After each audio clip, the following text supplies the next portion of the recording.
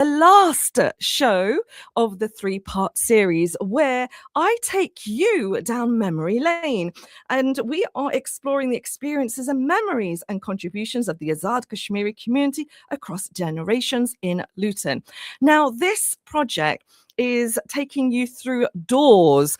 The doors are part of an installation which feature in Valley in Our Voices, and behind those doors are the experiences, the celebrations, the achievements, and the contributions of the Azad Kashmiri community. Now, on the first series, which was a couple of weeks ago, we had no other than Professor Zafar Khan joining us on the first series, and we had the opportunity to go through the door 1960s to the 1970s, where Professor Zafar Khan shared his academic and personal experiences. Then show 2, we went through the doors of the 1980s up to 2000, across the 1990s as well. And we were joined by notable businessman Muhammad Walayat, very known to many people as Uncle Wali. And we were also joined by sisters Masarat and Nusrat, talking to us about their experience around those decades too. And today's show is the final show of this three-part series, and I'm joined by brilliant guests in the studio, names that you will recognize and also recognize their voices as well. I'm joined today with no other than Shabina Parveen, who is a creative practitioner, also Lobia Begum, who is part of the Next Generation scheme, and we'll be joined by Salma Khan as well. And also I've got the very, very notable Tariq in the studio too, Mohammed Tariq from the wonderful Inspire FM joining us in the studio too. But before then, we need to go to door 1, where you will be going into the era of the 1990s. So Valley in Our Voices, door 5. And once we've gone through that door, you will be then listening in to our guests and sharing their experiences. Now, last week was really quite fascinating because we had a number of interactions with the show, and there was a wonderful auntie that called in saying that she really loved listening into the memories and the conversations, and it took her down memory lane. Now, if this is a show that you'd like to hear more of, then you know what, get in contact with us on Inspire FM 0779 481822. Whilst we wait for the door 5 going through there, I would like to introduce my guests in the studio. Shabina, assalamu alaikum. To you and your listeners. Hi, Shemiza, how are you? Thank you so very much for joining us. It's an absolute pleasure having you here today. And also next to you, we've got Lobia Begum. Assalamu alaikum. Walaikum salam. And how are you? I'm fine, thank you. How are you? Very well, thank you. And we've got Brother Tariq as well. Assalamu alaikum. Thank you so much, guys, for joining us. Now, whilst we wait for it to go into the door,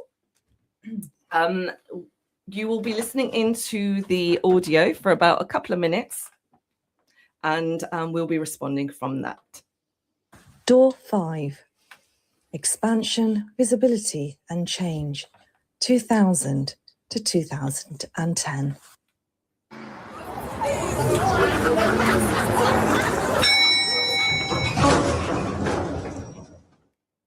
This door opens to a generation shifting from labourer to professionals, finding their voice and building better positions across all walks of society, with more entering further education, the private and public sector, and politics, not just locally, but nationally.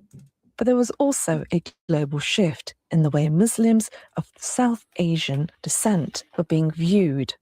And this was marked by the tragic event of 9/11, which consequently saw the re-emergence of the far-right nationalism and the birth of the EDL, making British-born Azad Kashmiris question their identity and belonging in Luton. Sajid, things are changing. With all these stop and searches happening, you know, people look at us differently now. Police officer, can I ask you, why have you stopped us?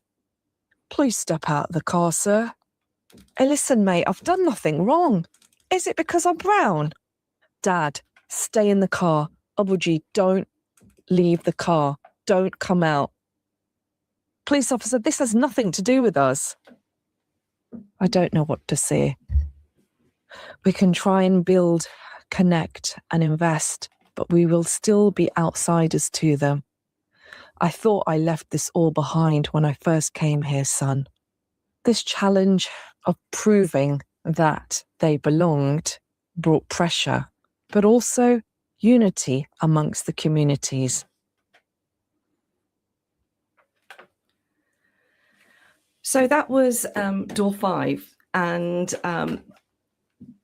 the door takes you into kind of like a shift in the feelings and belongings of the Azad Kashmiri communities, especially since 9/11. From all the doors, this was quite a profound experience for me to kind of mention that this shift that impacted the communities, but we also saw a gathering of understanding and community building too. I'm going to go to start off with Shabina. I know that this is quite a hard conversation that we might potentially have, but I want to kind of take it back a little bit. Shabina, your memories of, like, you know, to the 2000s. What's your favorite memory from there? I think just growing up in a close-knit community. So throughout the 90s and the early 2000s, just everybody knowing each other, you know, everybody just being there for each other, being very supportive until, like you mentioned, the shift happened of this major event in 2001. How did it make you feel as a member of the Luton community? I think I lived in a predominantly South Asian community. So there were a lot of talks with the elderly community because they weren't aware of the impact we would go through. But again, when I was out working or when I was out in college, you kind of did feel whispers, you felt questioned. And to be honest with you, we didn't have the replies because it was something wholly new for my generation too. Absolutely. And it was very impactful for your generation. I'm going to go over to Lobia Begum, who is a community activist, and you do so much amazing work with the community. And I want to ask you your memories of that time. I think, again, being from the South Asian communities, I agree with Shabina here. In the South Asian community, we have a lot of unity. So there was a lot of unity back then as well.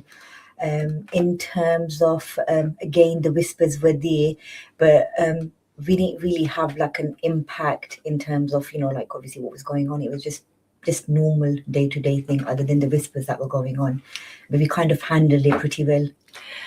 Tariq, as a studio manager and the voice and face of Inspire FM, how did that decade impact you, or that particular time? Do you remember it as a Kashmiri? I do. To be honest, it didn't impact as much as maybe later on, because I was trying to remember 2001, the actual incident itself. I remember it to be a Thursday, I think, if the day is correct. I remember to be in sixth form college at the time when it actually happened. And obviously, I mean, the teachers were speaking about it and everything. There wasn't much of that whole EDL side of stuff at that time, and maybe the racism side of it. And to be honest, as a student in sixth form and I mean the next 2-3 years in university, I didn't feel much of it.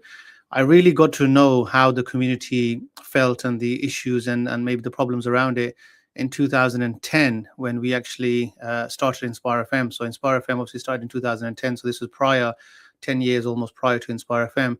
But I think the first EDL march that I remember, I think maybe in 2011, perhaps very early on when I started, and I remember that being quite frightening, to be honest, because a lot of our community were expecting, I mean, a lot of people from the EDL community to actually enter Bury Park and to perhaps maybe cause carnage and to really have an impact in our community. And I think the biggest kind of concern from the elderly community, especially, was for our youth. because they can quite easily get embroiled into all this and then obviously impact their whole future. So I don't remember much of an impact from 2001, but I think it was from 2010 onwards when I actually started working at the radio station. I think prior to that, it might be the case for many people. You just get on with your life. You know this has happened, but if you're just working in your 9 to 5 and you just come home, I mean, with the kids and stuff, you don't generally have that impact unless obviously you're living in a predominantly non-Asian community where you might, I mean, hear it more often, or maybe even be physically or verbally abused.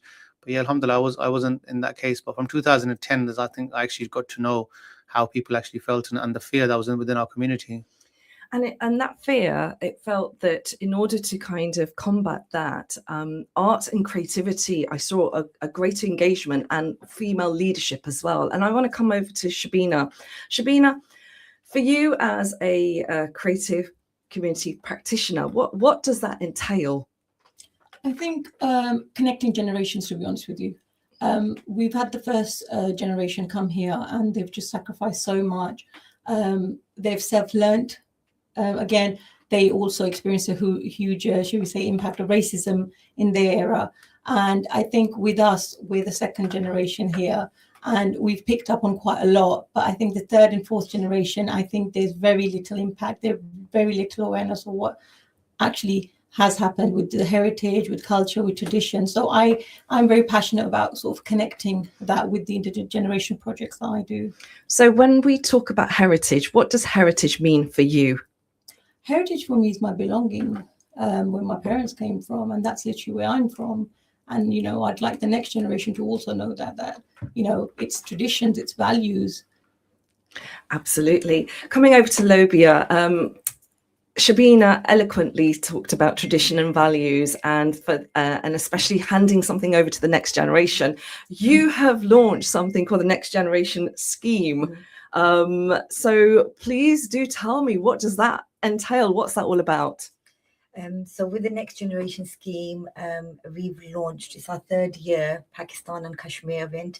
Again, we want to make sure that we're bringing the culture back, the forgotten culture, our roots. A lot of youngsters nowadays, you know, they've most likely not been to Pakistan, Kashmir. They've not seen their roots. They don't know where they kind of belong. Even for us guys now, I want to make sure that it's rooted into my nieces and nephews in Luton, so everybody knows the kind of culture that we all come from. So that's what we want to bring back, and we want to showcase the culture of Pakistan and Kashmir, which is on the 15th of August, by the way. 15th of August, guys, you need to come down and check that out. We're also joined by Salma Khan online. Salma, can you hear us? Assalamu alaikum. Yep, sorry, I joined late, so I'm just coming to you guys talking about the heritage and Pakistan event. Is that Kashmiri timing you're on? No. I had to do an errand and I'm driving, so yeah. Bless you. Bless you. Thank you so very much, Salma, for joining us and also taking time to join Vali in our voices. This is the final part of the series, and we're here talking about the contributions of the Kashmiri community from 1960 to 2026 in Luton. Door 5 today was taking us to the from 2000 onwards, and I want to ask you, Salma, what's your memory of the 2000s? I know I was listening to Lobia, and I was listening to all of you guys and Tariq, and well, I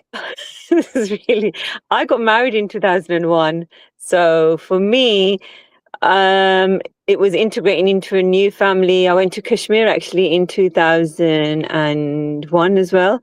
And I wasn't, like a lot of people are regular visitors back to their home country. We weren't really. So we went maybe 2 times before that.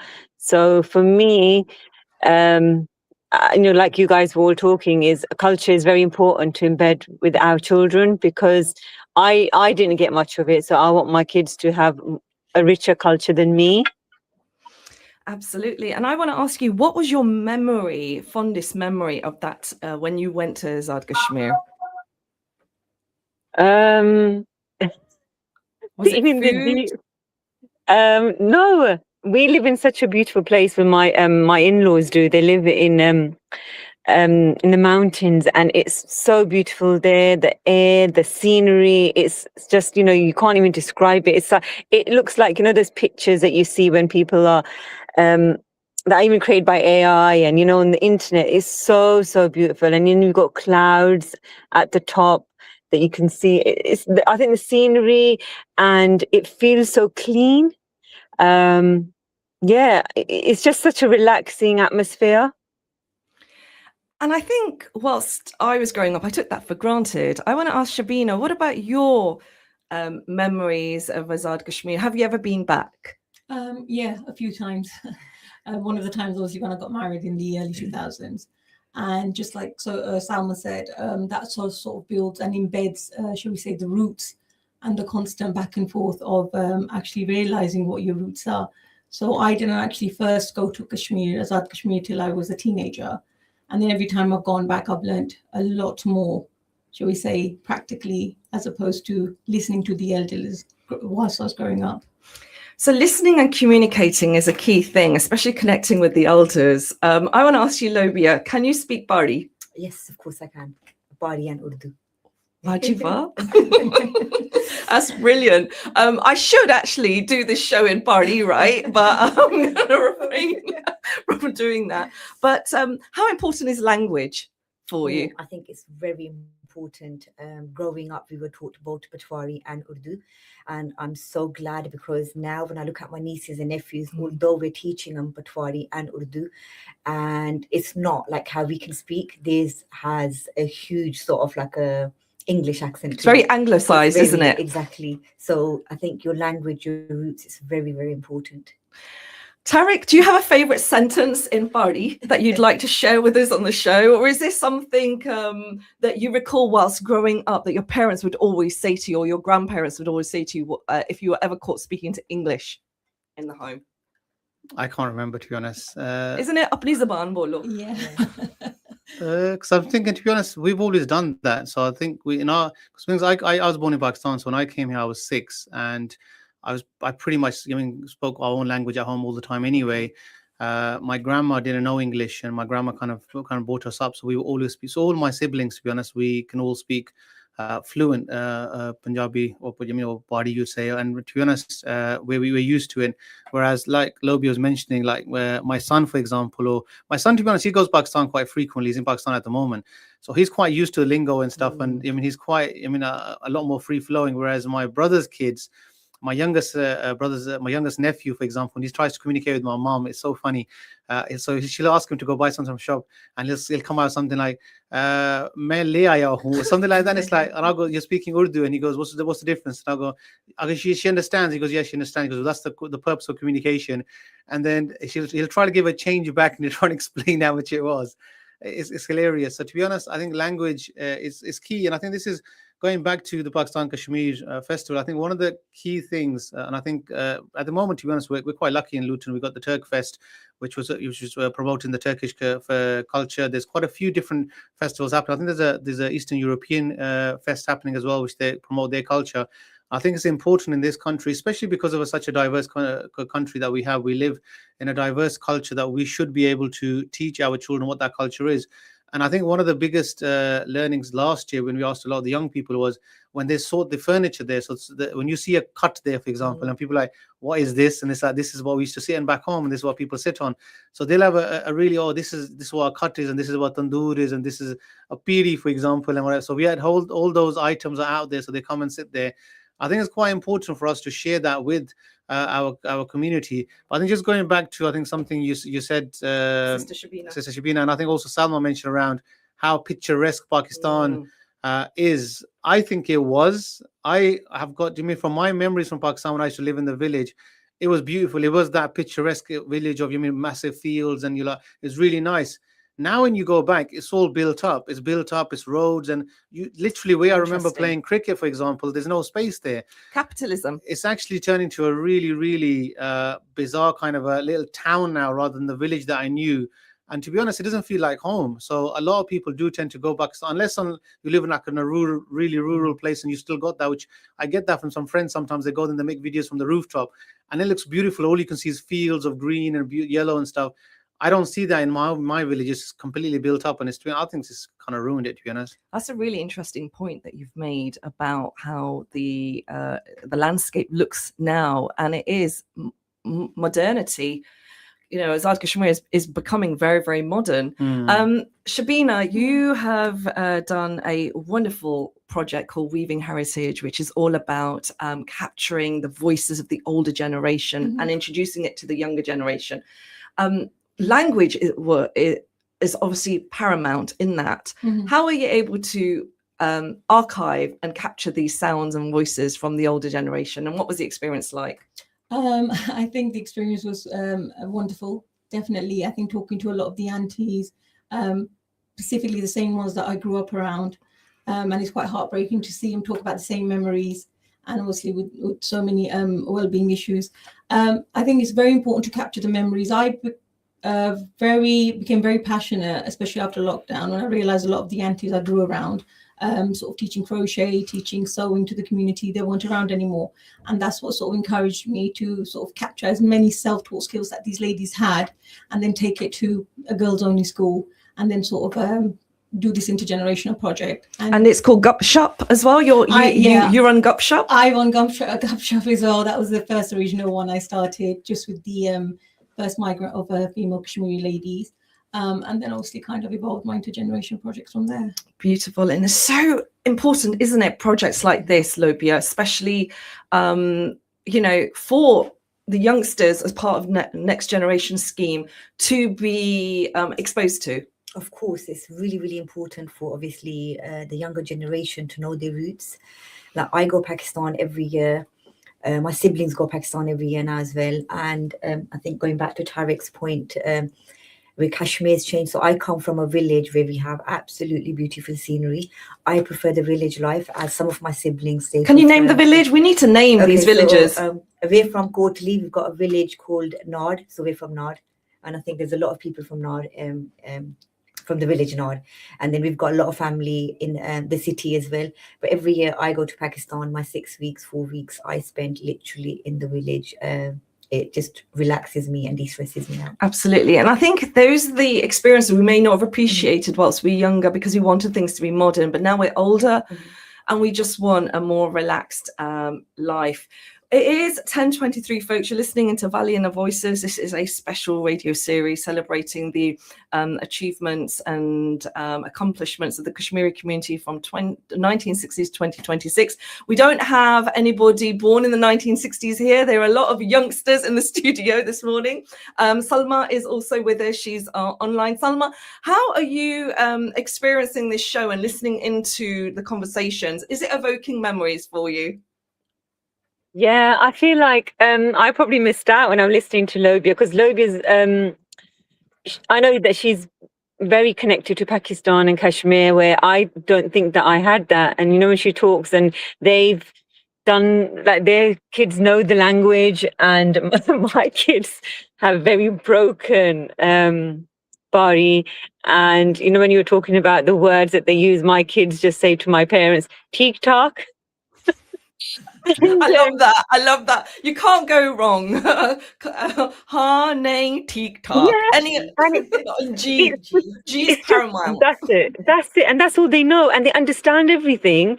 And I feel like quite sad that I didn't do more, and I should have done more to teach my children. But I think that goes back to, you know, when you're in an extended and nuclear family. So when I got married, I lived in an extended family where my mother-in-law would teach my elder two, and then obviously you have to move out. And then I had my other children, which was like a nuclear family. And what do? You just speak the language. You know, you're rushing around, you know, doing the worldly things, and you don't get time to teach them the Pari or the Urdu. And not that I know Urdu, but I mean, when I was growing up, my dad did make us have Urdu lessons where we learned how to read Urdu. I think I read up to book 3, if you know the books I used to go through. But I just feel like because I feel I've lost out and my children, I don't want other people to lose out. So I think the Pakistan and Kashmir Culture Festival is really important, especially for those that haven't been to Pakistan or Kashmir, and for those that won't even get the chance to experience it. And Shemiza, that I work for the food bank, so there are a lot of families that won't ever get to experience that, even though that they are from there, because how expensive the tickets are and how expensive it is to travel. So for us, putting this on also ticks that box too. Amazing. Thank you for raising that point. I didn't even think of that. Now we are heading to break, Salma. Thank you so much. Folks, we are still with Shabina, Lubia, Tariq and Salma. Straight after the break, we'll be listening into door 6 and door 7 and having more conversations around Valley in our voices. So please don't go away. Do come back. Maybe send us a message. Tell us how you're finding the show, and we'll be responding to that. So join me straight after this. Assalamu alaikum. This program will continue after the break. Continue listening to Inspire FM. Inspire FM. Inspire 105.1 FM.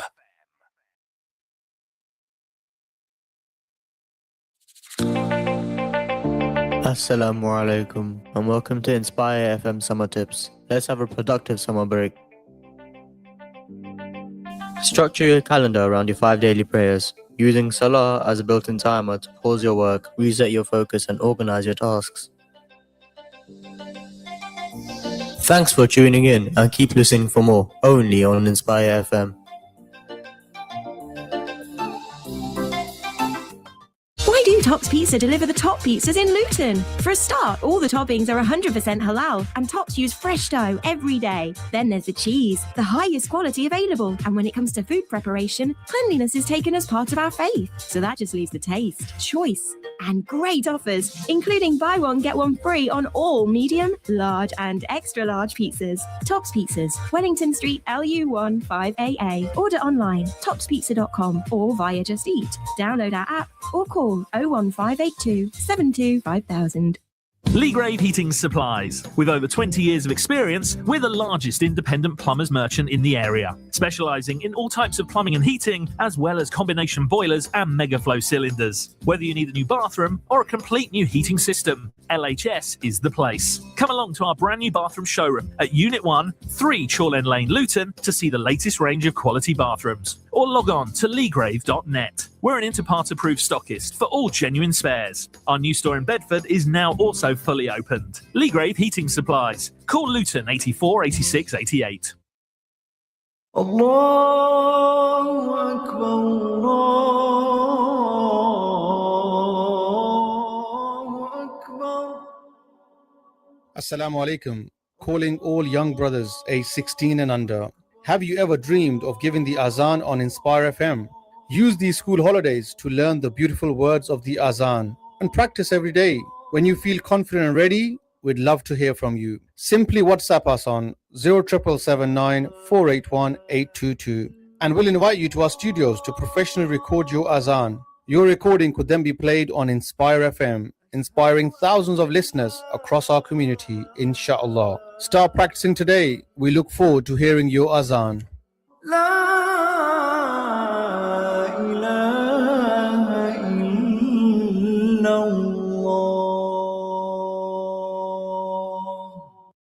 It doesn't take much to bring some difference. You give some change, which makes a change. Because nothing gets mileage like a charity. Just a little change turns into a chain. And before we know it, the results are massive. So give a little to make a big difference. For donations, call now. UKIM 0207 387 2157. आजकल एक नया fraud चल रहा है। आपको मुख्तलिफ लोग मुख्तलिफ कंपनियों और मुख्तलिफ बैंकों के नाम से टेलीफोन करते हैं और आपको लॉटरी जीतने की खुशखबरी देते हैं और फिर जोनसा देकर आपसे रकम वसूल करके भाग जाते हैं। ऐसी तमाम फोन कॉल से होशियार रहें। Inspire FM community awareness message.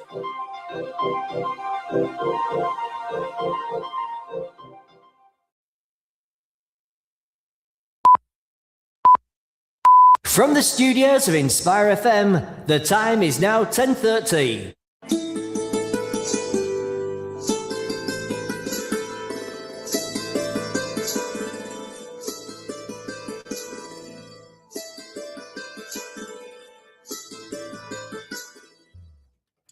Good morning and assalamu alaikum. It is 10:30, 5th of August, and you're listening into a special radio series called Valley in Our Voices, which is a live radio show with extracts of an audio drama which has been produced by Autonomy Audio Arts, and it has been supported by University of Bedfordshire, and it's a Heritage Horizons project.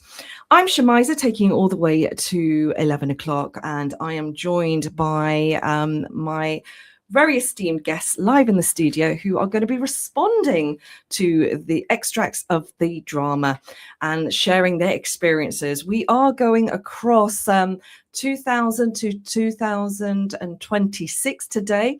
We've had the opportunity to experience door 5. Now we will be playing door 6. Door 6. Transition, Identity and Pandemic. 2010 to 2020.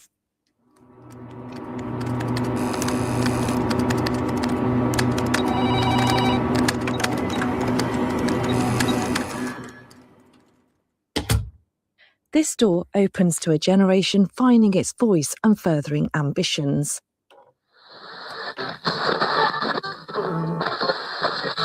And welcome. You're listening to Inspire FM, Voices for the Community by the Community.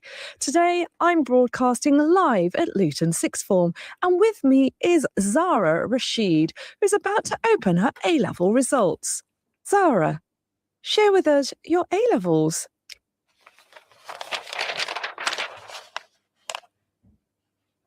Assalamu alaikum. I've got an A star in English literature, A in history, and an A in maths.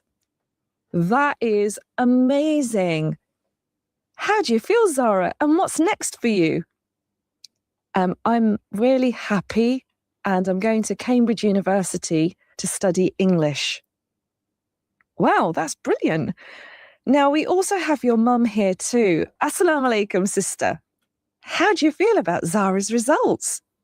Walaikum salam. I'm really proud of her.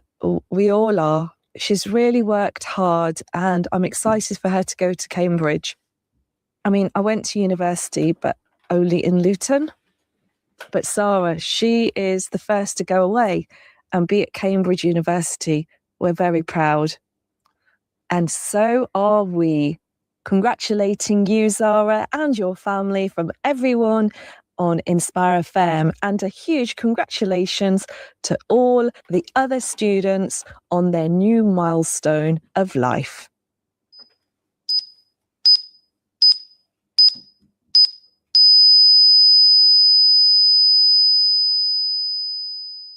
Whilst the third generation born in Luton confidently strived forward, those that began the first journey in Luton from Azad Kashmir slowly began passing away. The pandemic and COVID-19 took many before their time, and the world paused.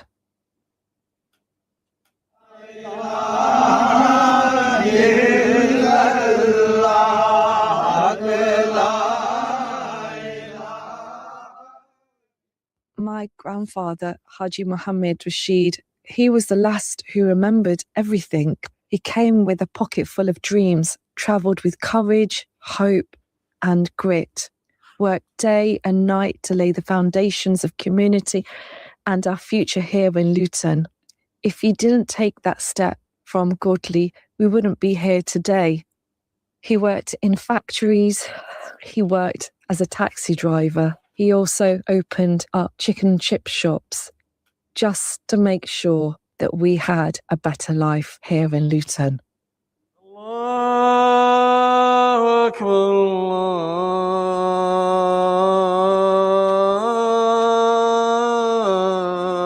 Allahu Akbar. With the first generation of migrants from Azad Kashmir, their memory and ambitions were handed down, captured in the buildings that held their legacy and the memories that thrived through the next generations. They may have passed away, but their identity and legacy continues to evolve. So that was door 6 of Valley in Our Voices, just taking you through quite a journey, and some highs and lows of achievements, successes and losses as well, especially around the pandemic. My guests in the studio are today Mohammed Tariq, who is a studio manager in Inspire FM, a voice that you recognise. We've got Lobia Begum, who's also a very significant member of the Luton community, whose work through various projects, which she can tell us about, and also a new project that she is spearheading, which is Next Generation Scheme and the Pakistan and Kashmir Festival. And also Shabina Parveen, who is a creative community practitioner and part of Gupshop, and also has produced a stunning project called Weaving Heritage, which is entwining and engaging the older and younger Kashmiri community. Thank you so much, folks, for staying with me for the second part of the show. And I just wanted to ask you your thoughts on what you just heard. Was there anything in that audio which was played that kind of stood out for you? Starting off with Tariq. I think the initial mention at the start, where, because obviously the initial part was from the 60s of the Kashmiri community coming here, but then I think from 2010 perhaps onwards was the early losses of life, where people were passing away. I think we were finding back then a lot of people were still taking the bodies back home to be buried, which you find a lot less common now. And I think hence the need for the grounds here, because I think the one side of the cemetery is actually full now, and they've purchased extra land, so it's actually moved over to the new side of the cemetery. But I think it's for me, I think it's one of those things where now, I think before it was a situation where people always assumed we were going to come here, make some money, and Kashmir was home, and we were going to go back home at some point. I think now it's finally, I think, kind of settling in personally for myself, perhaps even for my father, who doesn't really feel Pakistan is home. He loves to go there for a holiday. He's actually saying recently he wants to go and says, I want to spend at least 4 or 5 weeks there. But it's not home. You don't want to stay there. And UK has become home. And I think this is where now I think it's a situation where, although the original generation probably did want to go back and stay a long time there, and possibly even maybe their final days there, I don't think that's the case now. But I think now, I think it's a situation where UK has finally become home. Your thoughts, Lubia? Do you resonate with what Tariq has said? 100%. And I think with COVID, there was obviously a lot of emotions, lost connections, lost contacts, lost community. We obviously lost a lot of family members as well. We were also in Pakistan during COVID, and it was a mission trying to get back because my father was pretty ill. He ended up in hospital. So we were like, how do we get back to England? Because literally all of us had gone, and there was only one family member in the UK. So I do agree with Tariq, where Pakistan used to be home for a lot of the elderly. So when my father passed away 3 years ago, and prior to him passing, he's like, don't take me to Pakistan. So we obviously buried my father in the UK.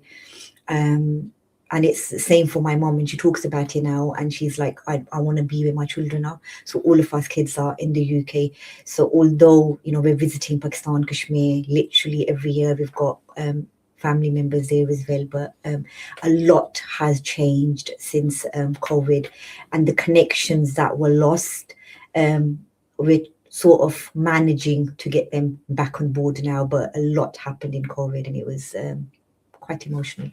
Very much so. Shabina, your thoughts? Just adding in from what Lobi and Brother Tariq said, I think with the first generation who migrated here, the reason why they wanted to go back home was because that's where their families were. And as obviously they started slowly losing their family members, say in the 70s or 80s, and slowly this became home because the next generation, their children, their grandchildren were here. So I think that's how they lost the, shall we say, love of actually staying back there permanently and just visiting for memories. And this is why England became a home. And this is, I think, just adding on to what Brother Tariq said, they want to be buried here where we can visit, where the grandchildren can visit. So again, my father passed away back home in the early 2000s. And, a lot of the elderly generation, their wish was, we want to be buried next to our parents. Very different from what my mum's, she's around, but very different from what she says. She says, I want to be here where my children and grandchildren can visit me, so bury me here. So yeah, the shift has moved. It's extraordinary, isn't it? How experience and lived experience makes such a huge impact on the decisions that we may have held on to, but now we hold on to. There was a academic element in this piece of audio which talked about the celebration of a young girl who now is going away to university, living away, and it's something that my generation didn't experience. It was, I'm being very honest, it'd be very lucky if some of us were allowed to go to university, but to out of the town and living away is definitely something that is now becoming more acceptable and common. Lobia, your experience of like university academia? So again, I think it's similar to yours. So we weren't allowed to go in out of town uni. In fact, some of us weren't even allowed to go to uni. So that's a whole different scenario. But now it's completely changed, where some of my nieces and nephews forget going out of town. They're out of the country studying. So it's a major shift for some of our family members. We come from a family that we couldn't educate, we couldn't study, we couldn't go into uni, and then the girls could study in their own town, but now they're at the country, and it's like, wow. And I want to kind of go back to something you said in the break about families were very protective of their daughters. Yeah, so I think going back to the first video that you played, so I was like thinking, and I was like, hang on, we as children in our family, we're 8 sisters, so we were very protected from the outside world. So the whispers that were going on or anything, my father made sure he kind of like protected us from the communities, protected us from the outside world. So we were kind of like protected, stayed, and at the same time we still managed to educate, we still managed to know what was going on, but at the same time we were protected. And I feel like that is not the case anymore. The girls are a lot more financially savvy, independent and academic as well. Yes. Shabina, you are a graduate in law, mashallah, and your experience of education at that time? So I was the first one that actually ended up going college and university.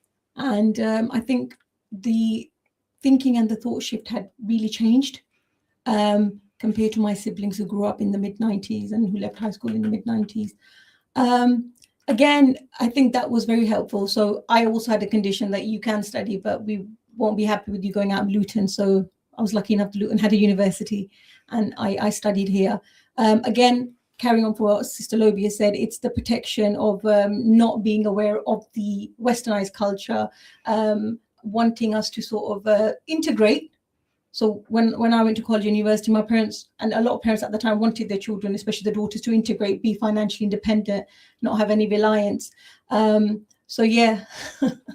Thank you. Tariq, now I played a role in this piece that you generally do, and that are when it comes to GCSEs and collecting young people opening their A-level results. You've had a lot of experience in kind of doing this live outdoors at the local colleges and schools.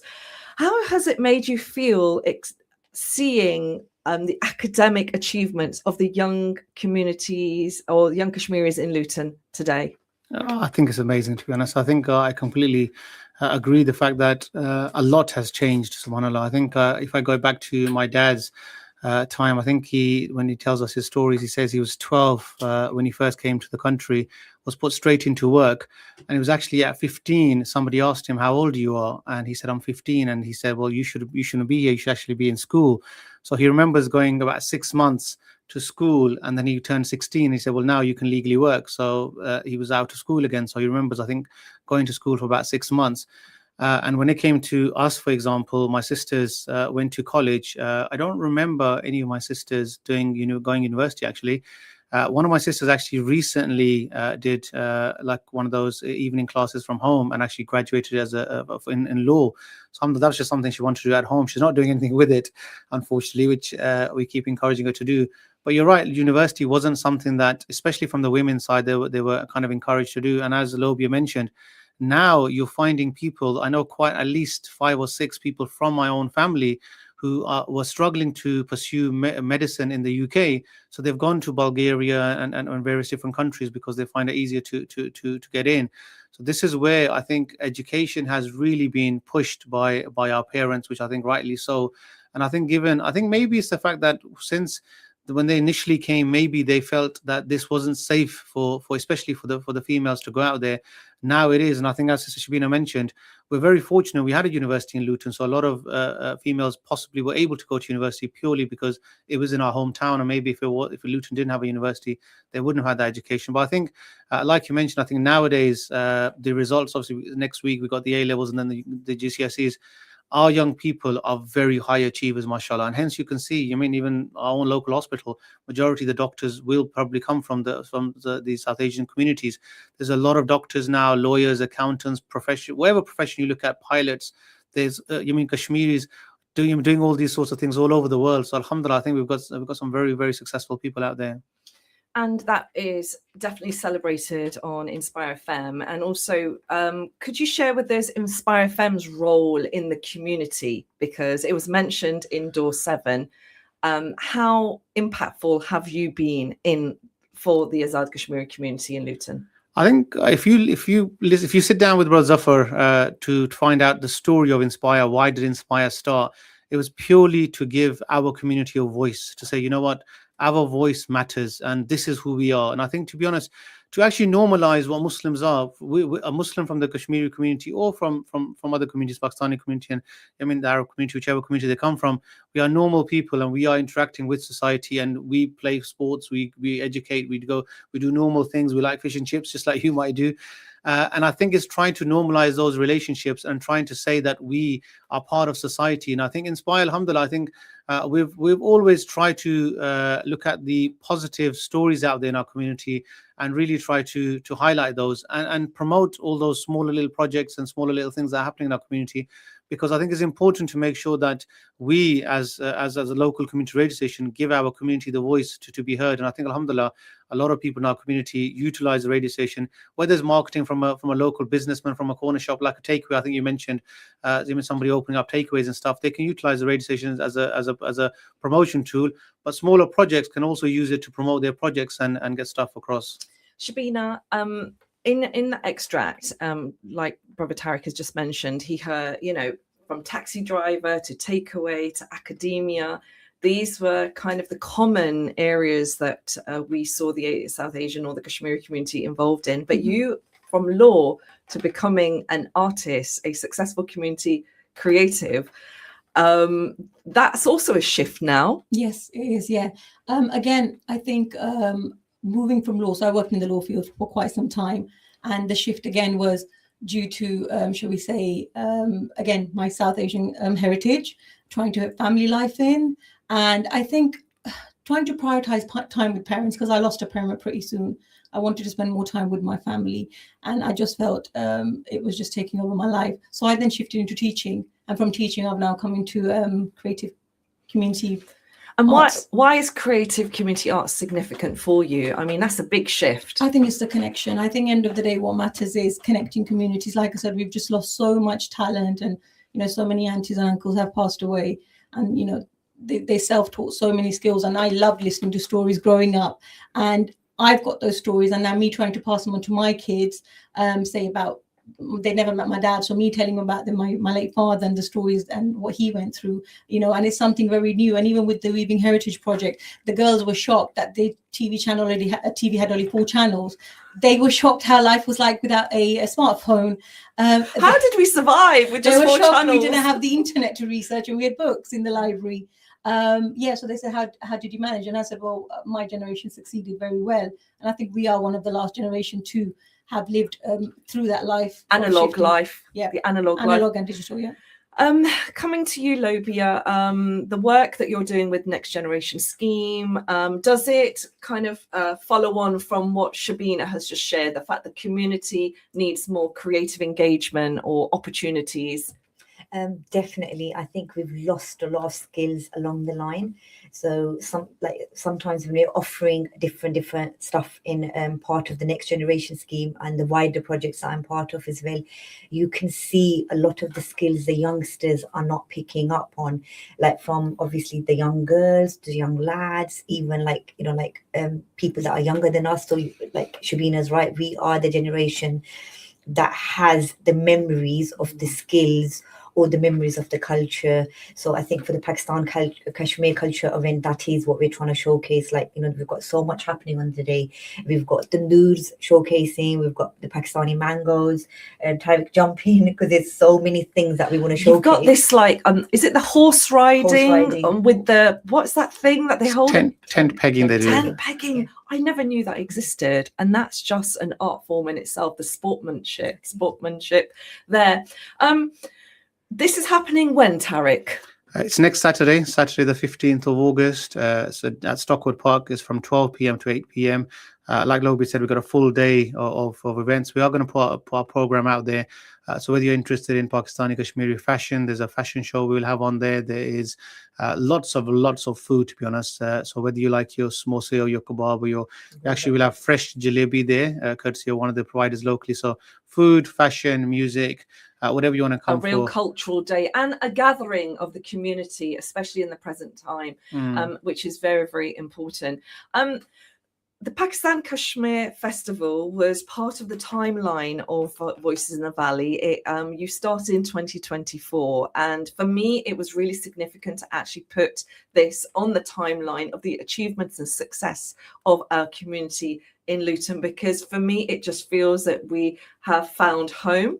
There is a permanent presence in life in Luton. If you had to choose being anywhere in the country, why would you choose to stay in Luton? I don't know. Have I just said that question? No, that's a bit of a riddle. Let me start again. What makes Luton special for you? Start off with Shabina. I think it's just the diversity of people from different backgrounds, especially from what I grew up was. We lived up in a mixed society, then predominantly South Asian, and now we've just got so many more people of different ethnicities, different communities, bringing them together, learning their traditions, their culture, and vice versa, exchanging.